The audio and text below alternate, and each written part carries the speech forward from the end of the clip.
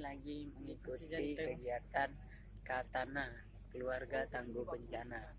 Jadi hal yang paling penting sebelum kita sebelum kita menjadi orang tangguh itu harus dimulai dari keluarga. Jika keluarga sudah tangguh, maka kita akan terbentuk menjadi keluarga tangguh bencana.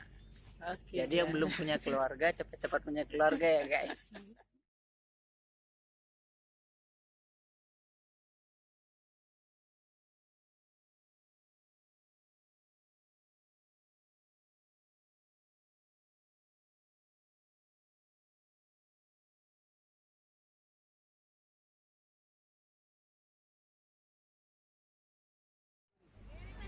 Hai guys, kami lagi di sini bukan sembarang pasti. Oke, assalamualaikum warahmatullahi wabarakatuh.